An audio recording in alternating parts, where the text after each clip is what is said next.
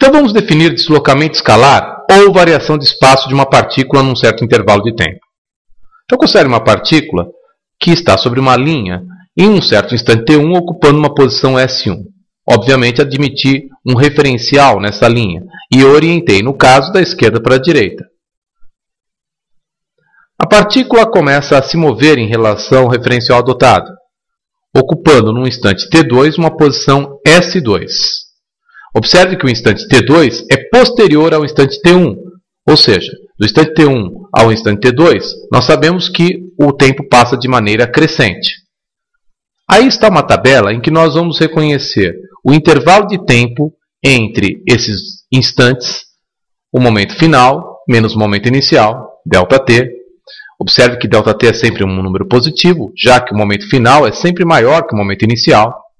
O deslocamento escalar da partícula, que por definição é a posição final no momento final menos a posição inicial no momento inicial, chamamos de ΔS. E também coloquei a distância percorrida pela partícula no intervalo de tempo considerado. Então observe, intervalo de tempo do instante t1 ao instante t2, t2 menos t1. Deslocamento escalar, posição ocupada no instante t2, S2, menos posição ocupada no instante t1, S1. Distância percorrida. Observe que ela percorreu o comprimento deste arco entre as posições S1 e S2, que chamei de L12.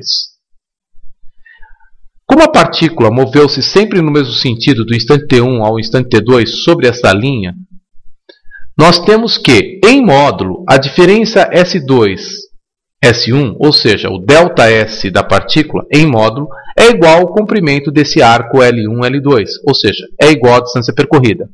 Somente diremos que o módulo do deslocamento escalar é igual à distância percorrida sobre uma linha por uma partícula se e somente se a partícula, no intervalo de tempo considerado, mover-se sempre no mesmo sentido. Agora, imagine que a partícula desloque-se novamente da posição S2 para uma nova posição, a posição S3, lá chegando no instante T3. Muito bem.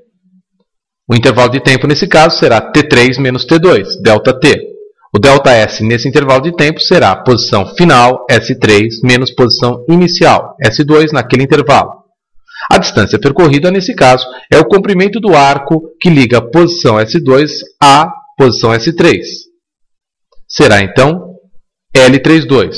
Observe novamente que nesse intervalo de tempo, do instante T2 ao instante T3, a partícula caminhou sempre no mesmo sentido. Logo, em módulo, a diferença S3 menos S2 será igual ao comprimento L32. Observe que a diferença S3 menos S2 é negativa. O ΔS nesse intervalo é negativo. E nós não temos distância percorrida negativa. Daí a necessidade de estabelecer o módulo do ΔS. Enquanto uma partícula percorre o mesmo sentido de sua trajetória, em módulo, o ΔS é igual à distância percorrida. Agora, observe. Digamos que nós vamos calcular no intervalo de tempo de T1 a T3, portanto, ΔT T3 menos T1, o ΔS. Bem, ΔS, então, novamente, por definição, posição final, S3 menos posição inicial, S1.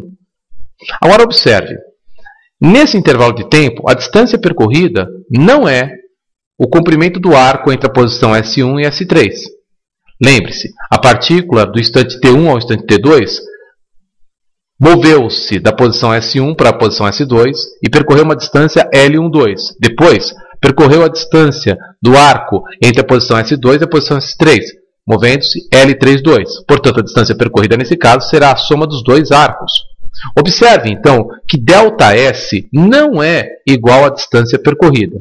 Só coincidirá caso o corpo caminhe no mesmo sentido no intervalo de tempo considerado.